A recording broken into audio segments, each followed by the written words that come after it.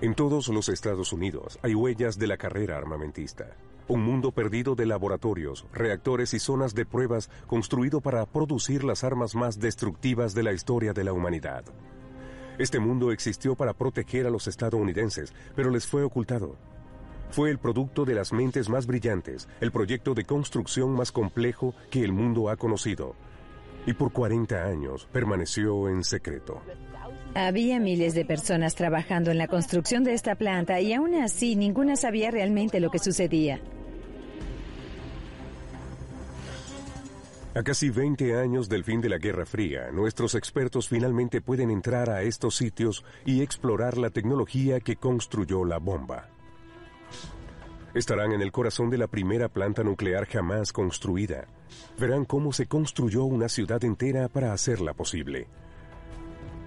Verán evidencias del sorprendente poder desatado por una explosión nuclear. El propósito de esta prueba fue el de responder una pregunta muy simple. ¿Cuán grande es el hueco que puede dejar un arma nuclear? Y tendrán acceso al lugar donde la Tercera Guerra Mundial podría haber comenzado. Restan 25 minutos. El objetivo número 2 es un agujero humeante. Ellos recrearán el mundo perdido de las fábricas secretas de las bombas A estadounidense.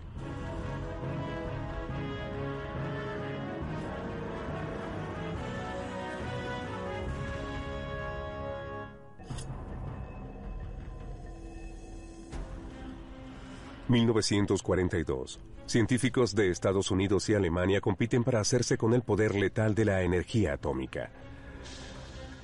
En lo que fuera un hito para los Estados Unidos, el físico Enrico Fermi creó una cadena de reacción de plutonio en su laboratorio. Y de repente, la bomba A dejó de ser solo una posibilidad teórica.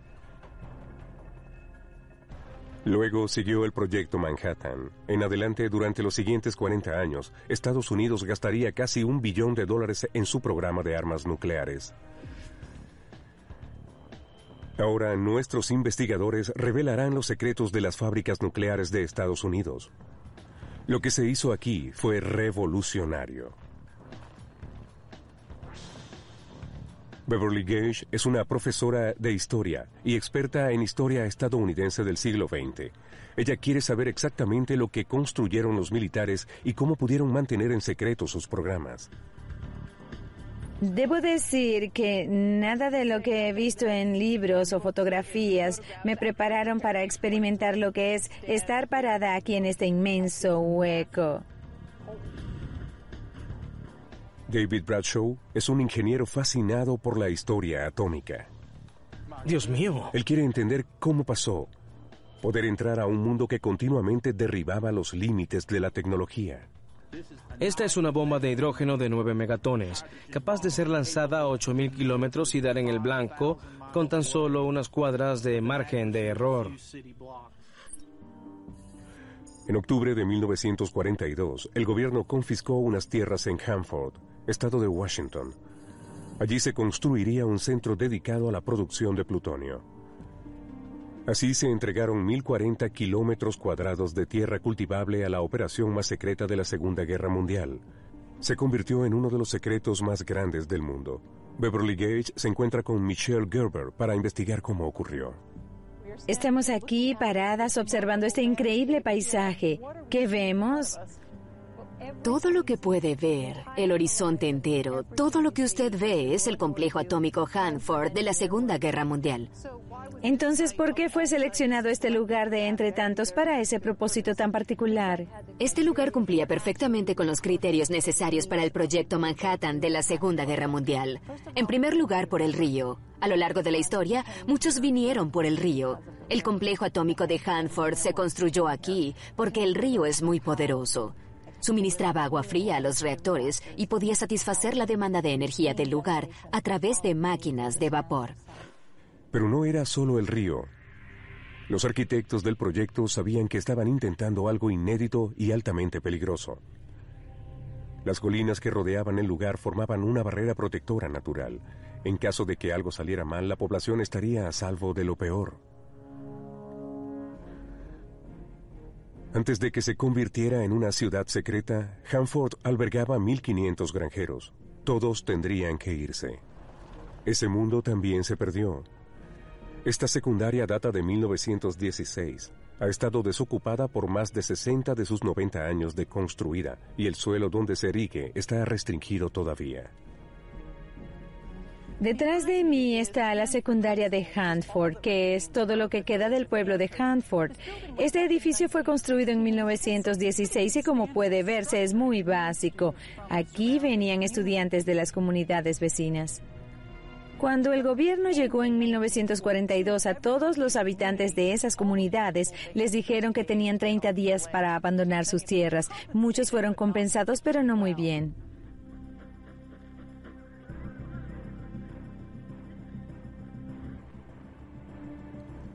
De esta forma, los nuevos pobladores de Hanford comenzaron a llegar. Los archivos indican que provenían de más de 700 pueblos de todo Estados Unidos.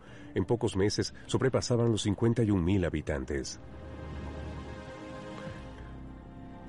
Se involucraron así en uno de los proyectos de construcción más grandes de toda la historia. En 15 meses utilizaron 52.800.000 metros de leños. Colocaron 784,000 toneladas de concreto. Colocaron 245,000 kilómetros de rieles y construyeron 521 kilómetros de carreteras. Edificaron 7 plantas de energía. Durante el desarrollo del proyecto, los trabajadores serían alojados en un campamento temporal. Beverly y Michelle han venido a ver qué rastros de eso pueden encontrar. ¿Estas son las barracas? ¿Son eso? Correcto, teníamos 800 barracas aquí y las personas eran alojadas en esta área a lo largo de casi 5 kilómetros bordeando el río. En el primer verano, en 1943, algunas personas tuvieron que dormir hasta en tiendas de campaña militar. El campamento de construcción de Hanford fue diseñado para ser una comunidad normal, aunque a gran escala. Las comidas eran servidas en comederos que albergaban a miles de personas. La pastelería del lugar hacía hasta 20,000 tortas al día. En un auditorio con capacidad para sentar a 5,000 personas se proveía de entretenimiento y la comunidad tenía hasta sus propios equipos de béisbol. De pronto había 51,000 habitantes, 47,000 de ellos hombres adultos, y probablemente había más apuestas y alcohol que en una comunidad normal. Larry Denton recuerda la vida en el campamento de construcción.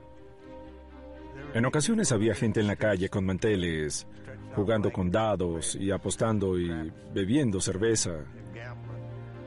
Claro está, algunas veces eso conducía a discrepancias y con frecuencia se perdía el control. Yo presencié varias veces cómo tenían que llamar a los bomberos para que calmaran los ánimos con sus mangueras. Luego de 18 meses, cuando el trabajo estaba hecho y los edificios experimentales claves habían sido terminados, se mudaban los trabajadores y el campamento era totalmente derruido. Hoy en día no hay ninguna sombra de lo que existió aquí hace 6 décadas. Estoy caminando sobre los contornos de un edificio que alguna vez existió aquí en el campamento de construcción de Hanford. Como pueden ver, casi no hay nada. Las únicas pistas de que esto fue una próspera comunidad de 51,000 personas es lo que vemos aquí, los restos de un edificio o el hueco de un poste en el suelo.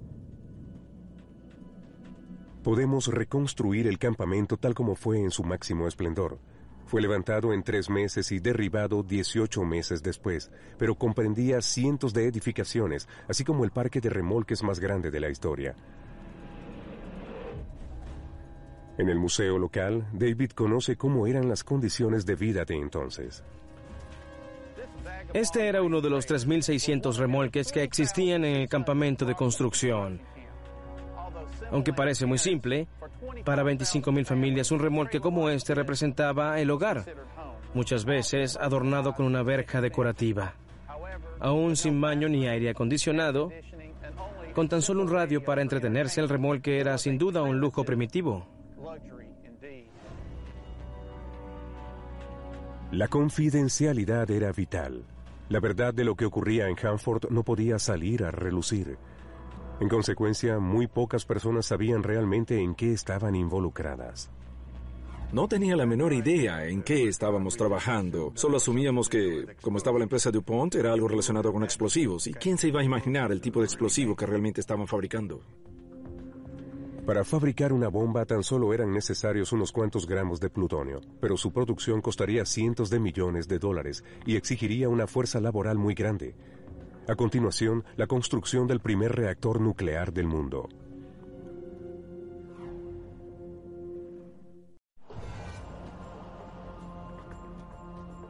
Nuestros investigadores están en Hanford, Washington. Han descubierto evidencia del pueblo secreto construido aquí durante la Segunda Guerra Mundial para 51,000 trabajadores. Ellos desarrollaron la infraestructura necesaria para crear la bomba propulsada por plutonio. Un total de 554 edificios fueron construidos aquí durante la guerra, pero de todos ellos, este es quizás el más importante. Se llamó el reactor B. En la carrera por desarrollar una bomba nuclear efectiva, los científicos trabajaban en el diseño por implosión. La teoría indicaba que si se usaban explosivos para desintegrar el núcleo de plutonio, podrían desatar un estallido masivo y nuclear. Ellos calcularon que tendrían que fabricar 4 kilogramos de plutonio. El proceso era peligroso, increíblemente intensivo y sin precedentes. Ese era el trabajo del reactor B. Su construcción comenzó en 1943. Los ingenieros que construyeron este reactor debieron superar 3 retos principales. El primero era simplemente saber cuán rápido había que construirlo. El segundo era que en cierto sentido ellos no sabían lo que estaban haciendo. Nadie había hecho algo así antes, así que de alguna forma estaban improvisando. Y el tercer reto era mantener el secreto, tener a miles de personas trabajando en esta planta y sin embargo evitar que supieran exactamente lo que estaba pasando. Los riesgos eran grandes. Si los cálculos de los ingenieros eran correctos, podrían producir una bomba real.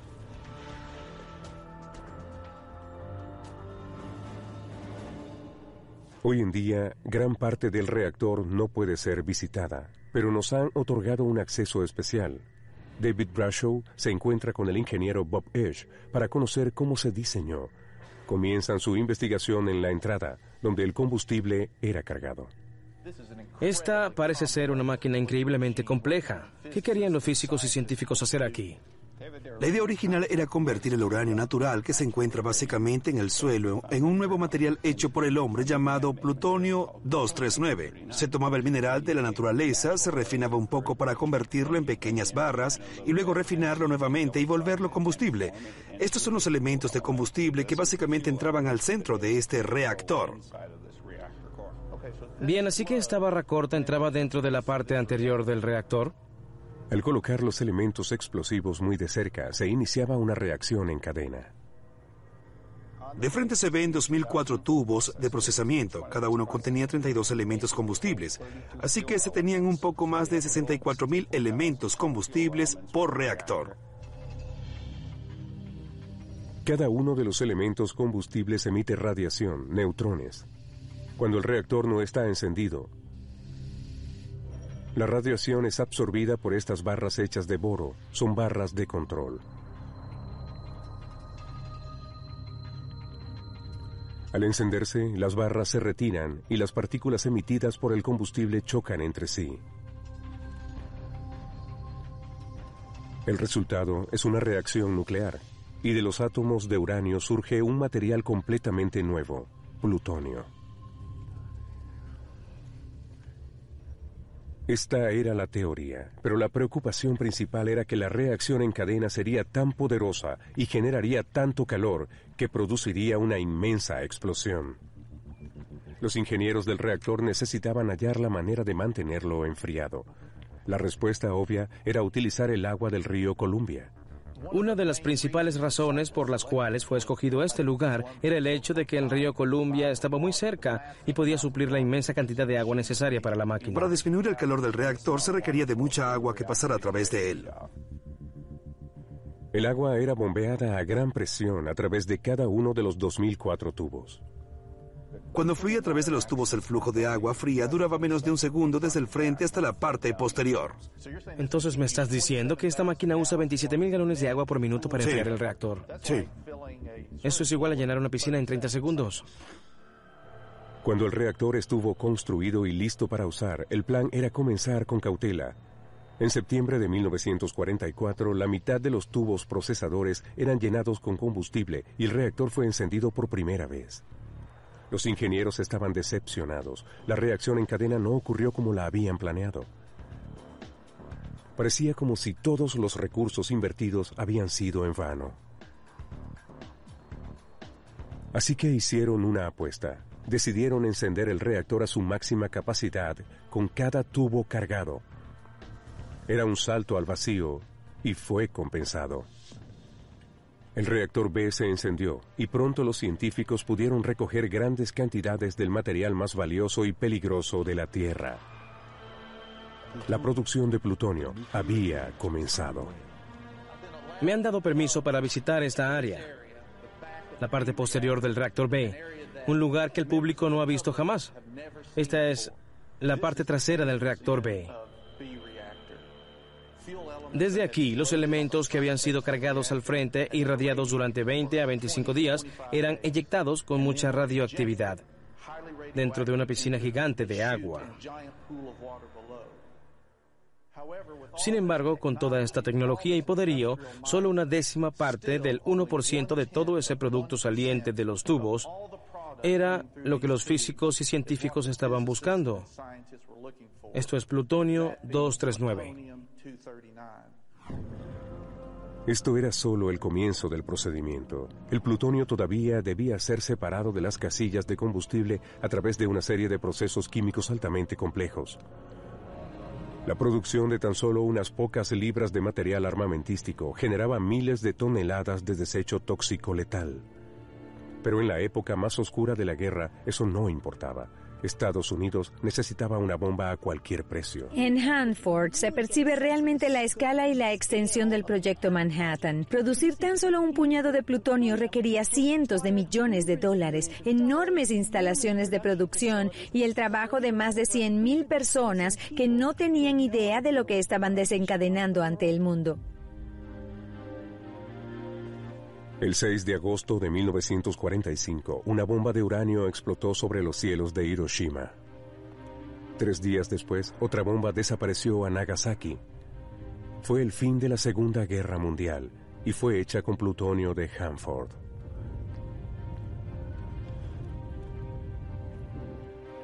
Pero el trabajo en Hanford no terminó allí. A continuación, nuestros investigadores descubrirán cómo, partiendo de los días pioneros de la década del 40, la operación fue perfeccionada. Hanford produciría plutonio suficiente para decenas de miles de armas.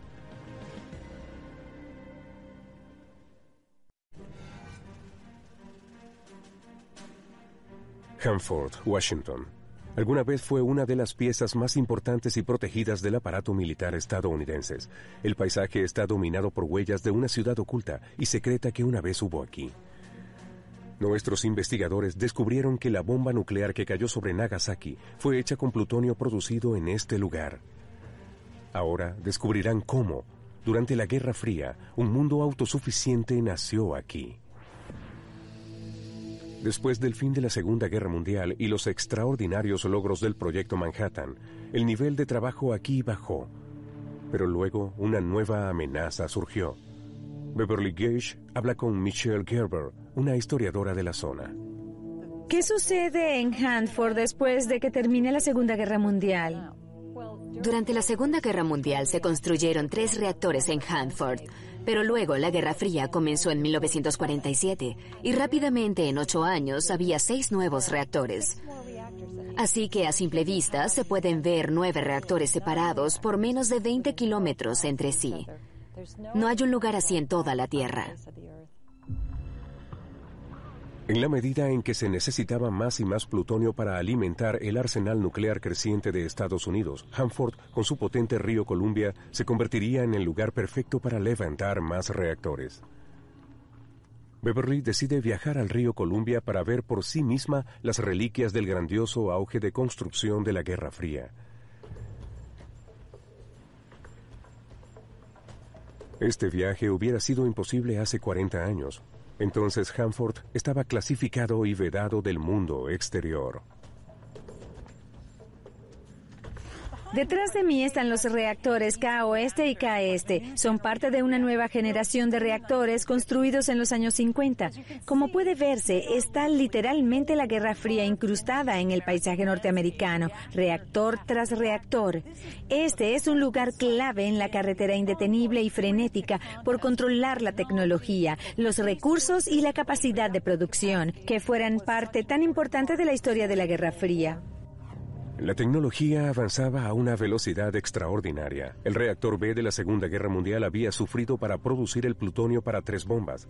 En menos de una década, 12 reactores suplían plutonio suficiente para fabricar decenas de miles de misiles nucleares.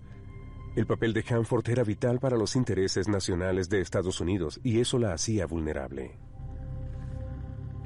En los años 50, al tiempo que el poderío militar y nuclear empezó a amenazar a Estados Unidos, Hanford se convirtió en un blanco debido a su papel en la producción de materiales nucleares vitales para el arsenal de Estados Unidos. Nadie estaba seguro de las consecuencias de un ataque aéreo sobre los reactores de Hanford, pero estaba claro que debían tomarse medidas efectivas. Michelle Gerber le muestra a David una fábrica que estuvo activa hasta hace 40 años. Con sus conocimientos de ingeniería militar, David es capaz de interpretar lo que ha visto y puede describir cómo funcionaba este lugar. Estoy parado encima del área misil Nike H-52L. Su funcionamiento era el siguiente. Al sonar la alerta, un equipo que trabajaba por guardias las 24 horas montaba el misil Nike en un ascensor. El ascensor llevaba el misil a este nivel donde otros miembros del equipo lo colocaban manualmente sobre un lanzacohetes. En respuesta a la amenaza de bombarderos de largo alcance, las baterías de estos sistemas de Nike Ajax se desplegaban en 4 puntos de Hanford. Al tiempo que tenían la intención de proteger a los reactores de un ataque devastador, también eran un signo de que durante la Guerra Fría Hanford estaba en la línea de fuego. Si se ordenaba que el misil Nike fuera desplegado, un centro de control de fuego seguiría al avión enemigo, lanzaría la ojiva nuclear y la guiaría hasta su objetivo.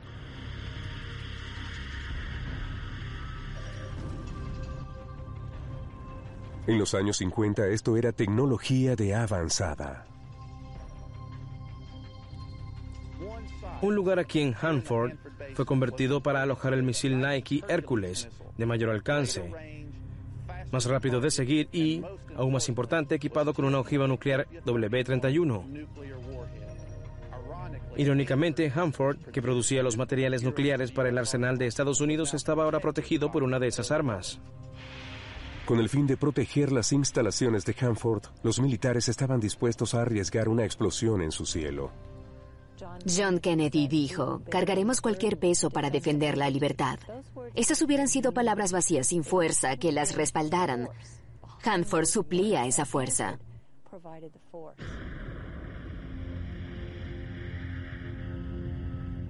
Esta tecnología se convirtió en irrelevante a principios de los años 60, con la introducción de los misiles balísticos intercontinentales.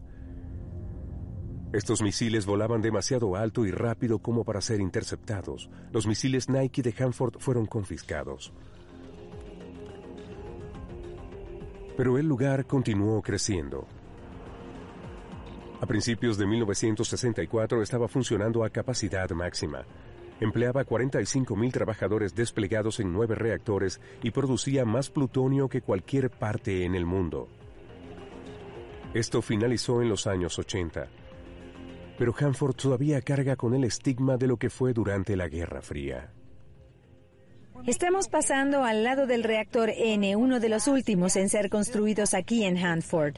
Hace 40 años esta estación de bombeo estaría sacando miles de litros de agua por minuto y luego devolviéndolos al río Columbia, llenos de radioactividad. Hoy en día, el reactor N, como cualquier otro en Hanford, es básicamente un elefante blanco, pero su legado persiste en el suelo que nos rodea y el agua bajo nuestros pies. Hoy en día, el complejo de instalaciones de Hanford se ha convertido en el centro de la mayor operación de limpieza de la historia. Una vez más, miles de personas están empleadas aquí, esta vez para prevenir más contaminación en el río Columbia. Y sin embargo, hay muchas personas que dirán que lo que ocurrió aquí fue necesario, importante y valió la pena. La Guerra Fría realmente fue una guerra. Fue la guerra más costosa y larga de nuestra nación. Y el hecho de que haya terminado en medio del silencio no significa que no fue importante o decisiva en nuestra historia. Así, el campo de batalla de Hanford es tan importante como el de Gettysburg. El rol de un campo de batalla es ser la fuerza detrás de las palabras, y este lugar, con sus unidades militares y su producción militar de plutonio, representó la fuerza detrás de las palabras de los presidentes de esos años. Esa fuerza se convirtió en la energía más destructiva que el mundo había visto jamás. A continuación, el lugar donde el poderío de la bomba atómica fue visto por primera vez. El Centro de Pruebas de Nevada, un mundo perdido dedicado al arte de la destrucción que presenció más de 900 pruebas nucleares.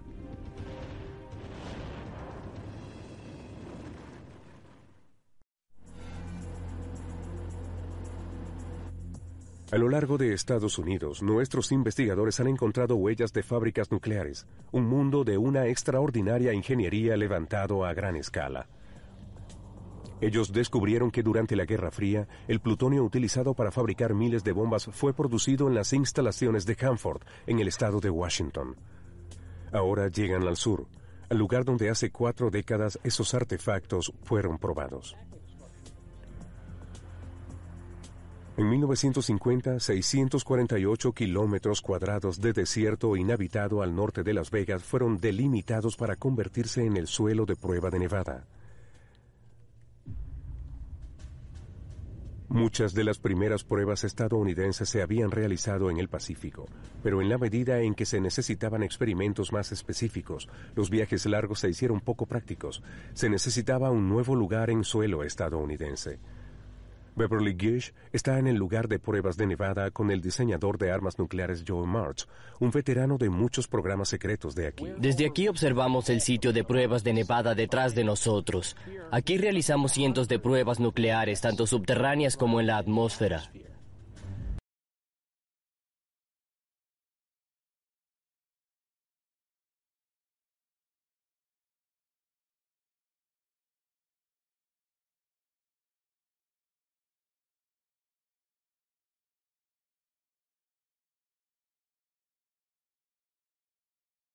Aquí se realizaban 2 tipos de pruebas. Una era para el desarrollo de bombas en las que se refinaban los detalles de diseño. La otra consistía en pruebas de efectos en las que se utilizaban las bombas para crear resultados como calor, explosión e impacto que se infligen a objetos como casas y pertrechos militares para determinar su grado de resistencia. En 1951, el ejército estableció el campamento Desert Rock, una base con 10,000 soldados. Su tarea era verificar si había lugar para armas nucleares en un campo de batalla convencional. ¿Podrían ser desplegadas junto a las tropas? Todavía pueden hallarse rastros de esos ejercicios conducidos aquí en este lugar de pruebas. Ahora mismo estoy caminando en una de las trincheras donde varios cientos de hombres estuvieron parados en 1955. ¿Por qué estaban aquí? Estaban aquí acuclillados en las trincheras esperando que una nube en forma de hongo explotara. Cuando ocurría, al tiempo que la explosión pasaba encima de sus cabezas, la misión de los soldados era levantarse, salir de las trincheras y dirigirse a la nube.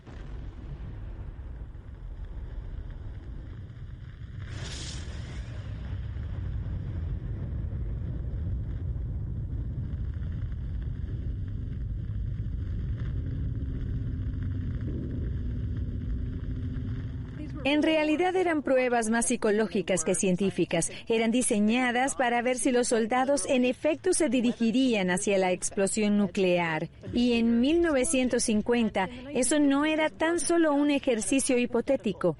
De hecho, durante la Guerra de Corea, hubo mucha discusión acerca de si esta nueva arma, nueva generación de armas nucleares, podían ser utilizadas de alguna manera en un campo de batalla convencional.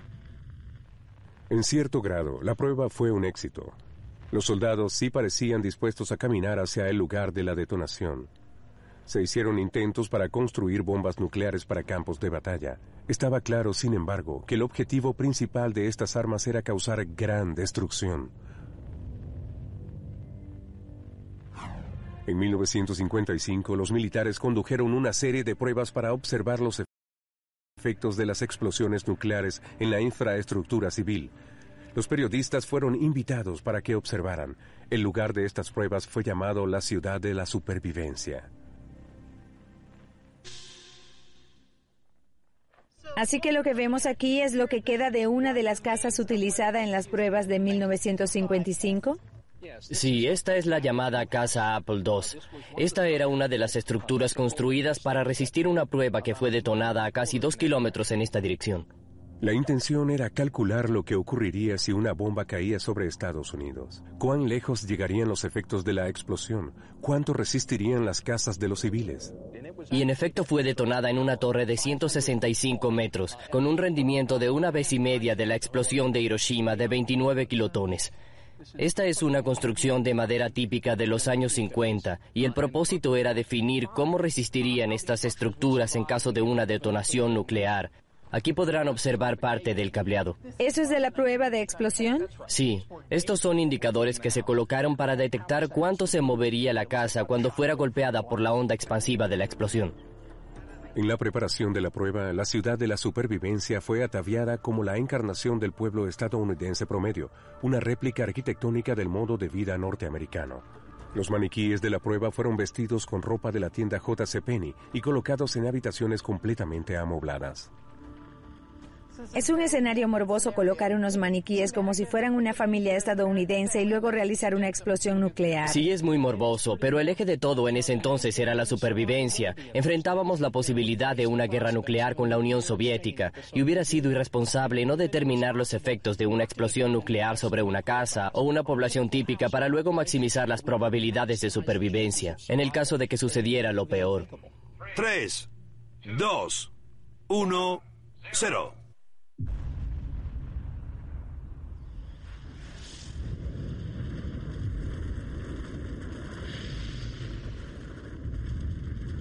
Las estructuras situadas a 1,5 kilómetros de la explosión desaparecieron instantáneamente, pero esta casa solo sufrió levemente. La familia que hubiera vivido aquí habría sobrevivido a la detonación nuclear, algo impresionante si uno lo piensa. Esta casa estaba a menos de 3,2 kilómetros de la detonación nuclear de 29 kilotones, y lo peor que pasó aquí es que la chimenea se desplazó un poco. Los datos obtenidos de estas pruebas fueron utilizados por las autoridades al tiempo que hacían planes para una guerra nuclear. Uno de los instrumentos más importantes desarrollados como resultado de experimentos en estructuras como estas eran unas simples calculadoras análogas que se distribuyeron en todos los Estados Unidos, de modo que las autoridades civiles y de defensa pudieran calcular tanto los efectos como las medidas potenciales que tendrían que tomar para remediar una detonación nuclear. Por ejemplo, esta casa estaba a 22 metros del epicentro, con una detonación de 29 kilotones. Entonces calculamos el impacto, 2.900 kilotones. Con esos datos podemos determinar que la presión sobre la casa era de 2 kilogramos por 23 milímetros, en el límite para poder sobrevivir.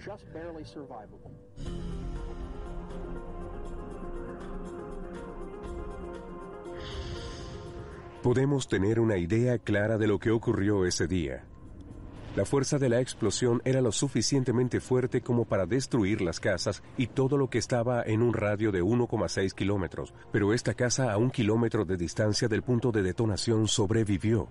En 1958, en medio de temores de que la población sufriera los efectos del polvo radioactivo, la zona de la prueba fue ampliada a 2,2 kilómetros. Los constructores de las bombas eran más expertos y las bombas eran más grandes. Al noreste del lugar está la evidencia más contundente de una explosión espectacular.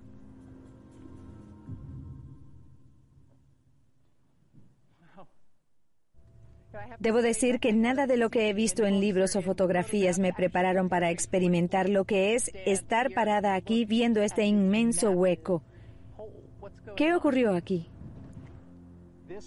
Este es el cráter Sedan. El propósito de esta prueba era responder algo muy simple. ¿Cuán grande sería un hueco producido por una bomba nuclear? Los objetivos eran pacíficos, aplicar la ingeniería civil para excavar bahías o canales con armas nucleares. Esto fue producto de una detonación de 105 kilotones, 5 veces la de Hiroshima. Detonó con una fuerza equivalente a 90 millones de explosivos. Tiene cerca de 400 metros de un extremo a otro y un poco más de 92 metros de profundidad.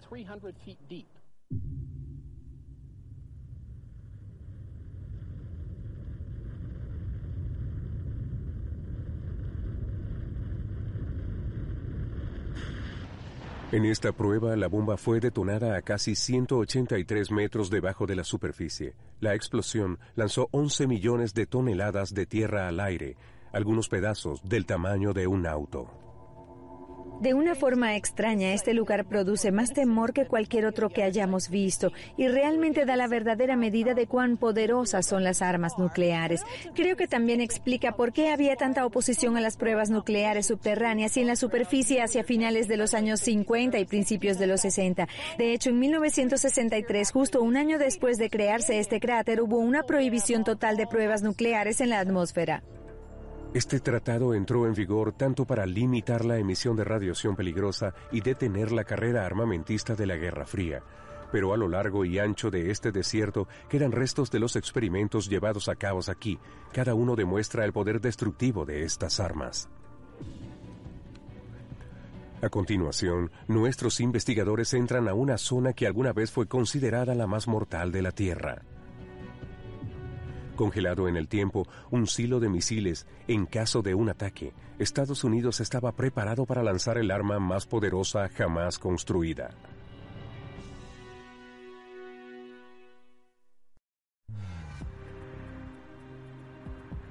Nuestros investigadores están armando las piezas del rompecabezas que fue el vasto mundo secreto que produjo la bomba atómica y el que armó a Estados Unidos durante la Guerra Fría. Han observado las huellas de las pruebas realizadas en Nevada y la evidencia del poder de una detonación nuclear. Ahora, el ingeniero industrial David Brashow está en Tucson, Arizona. Ahora está entrando a una instalación que ha estado congelada en el tiempo. Durante 20 años, este búnker estaba listo para conducir la Tercera Guerra Mundial. En junio de 1960, la Fuerza Aérea ordenó fabricar una generación nueva de misiles balísticos intercontinentales. En el lugar del misil Titan II, David se encuentra con el historiador Chuck Penson. Hola David, bienvenido a 17. Correcto. Demos un vistazo a la zona. Este misil debió ser alojado en un silo, una construcción de túneles y salas de control edificada a 50 metros bajo tierra. Pisa con cuidado y atención a las serpientes. Cuando estuvo activo, nada, ni el gas, ni las sacudidas de un terremoto podían penetrar en el lugar. Estaba blindado con la mejor tecnología posible. Hoy vamos a entrar a la cerradura de explosión, que está protegida por 4 puertas de 6,000 toneladas cada una. Cuidado con los dedos. ¿Y cuál es la función de la cerradura de explosión? La cerradura de explosión es la intersección entre el equipo y el centro de control, entre el misil, el silo y el mundo exterior. Conecta estas 3 partes. Te enseño dónde estamos con estos planos. Entramos por el portal de acceso aquí, y ahora estamos en la cerradura de explosión, esta área aquí. Estamos precisamente entre las puertas 8 y 9 de la cerradura de explosión. Un cable largo conduce hasta el silo, aquí, y desde la otra dirección, un cable corto nos conduce hasta el centro de control, aquí mismo. Una de las principales prioridades de los ingenieros era evitar a toda costa un lanzamiento misilístico involuntario o errado. El silo debía ser protegido de cualquier movimiento del suelo causado por un temblor o una explosión. Una de las cosas más sorprendentes de este complejo es que es antisísmico, lo que quiere decir que resortes de todo tamaño y forma, cables flexibles, pistones, amortiguadores y absorbentes de ondas protegían el lugar. Todo era antisísmico, incluyendo un simple bombillo.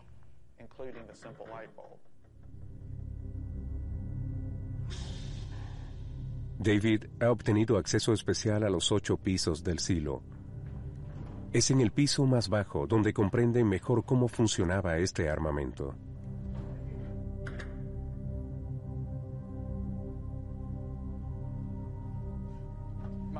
Dios mío, Así que, Chuck, ¿cuán grande es esto? Titán 2 mide 34 metros de alto y tiene 3.3 metros de diámetro, y cargado con combustible pesaba 151 toneladas. Cuando estaba operacional, el misil tenía 3 partes. La superior contenía la ojiva nuclear. La del medio alojaba la máquina y los tanques de combustible. Abajo estaban los motores que lanzarían el misil fuera del silo. ¿Qué pasaría si encendemos esta cosa? Todo se pondría muy caliente y brillante de repente. Al pasar la llave, lo que ocurre es que la puerta del silo de 760 toneladas se abre. Los amortiguadores propulsores se acoplarían, convirtiendo esto en una plataforma estable. El agua de supresión entraría estrepitosamente al fondo del silo y eso ayudaría a envolver el rugido de los motores cuando se enciendan. ¿Y ese es el motor allá abajo? Exacto. El motor ruge, unos segundos después los explosivos están a la espera de ser encendidos y el misil está en camino. ¿Y ese proceso toma muchos minutos? Desde el paso de la llave hasta el encendido, unos 58 segundos. El lanzamiento emitía tanta fuerza que debían tomarse precauciones especiales para preservar la estructura tanto del silo como la de la ojiva nuclear misma. Los motores del Titán 2 suenan tan fuerte que si se encendían y no se tenía cuidado, el sonido podía eventualmente partir el misil en pedazos.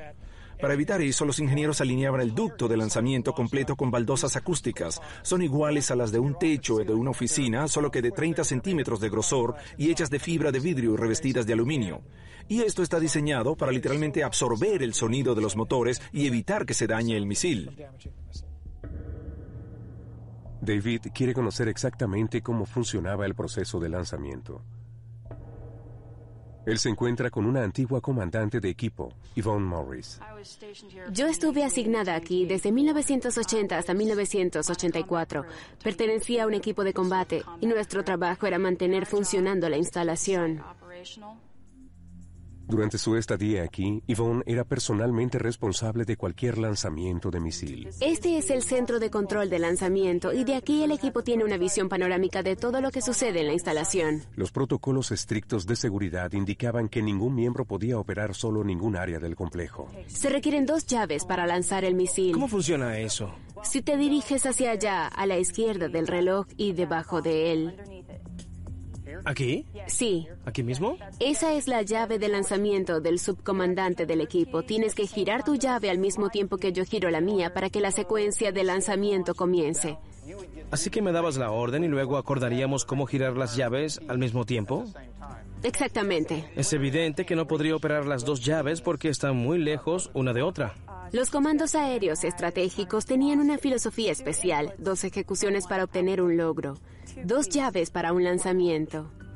La orden de lanzamiento habría venido codificada desde el comando central. Pero como lo demuestra Yvonne, el procedimiento para el lanzamiento dependía de las acciones de tan solo 2 personas. ¿Listo? 3, 2, 1, gira. 5, 4, 3, 2, suelta.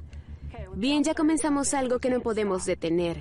Lanzamiento listo significa que tenemos el código correcto en el cerrojo de válvula de mariposa.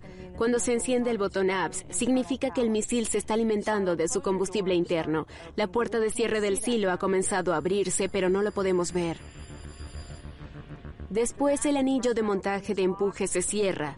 Los propulsores se alinearán en el primer motor, encenderemos el motor y oiremos una bocina que nos avisa que hay una gran explosión en la válvula de lanzamiento. Y luego tendremos el despegue. En 25 minutos el objetivo número 12 es un agujero humeante.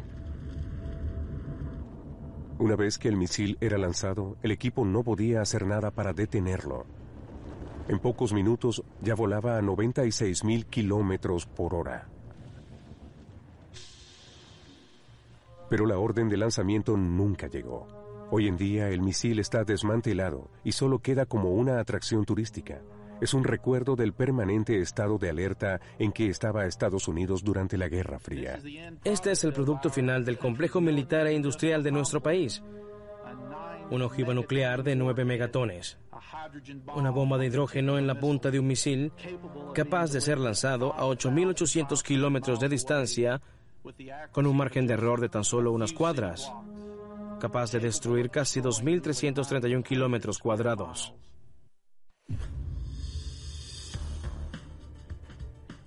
A medida que la Guerra Fría terminaba, esta infraestructura ya no era considerada necesaria. Las otras bases del Titán II fueron destruidas de acuerdo a tratados de reducción de armas.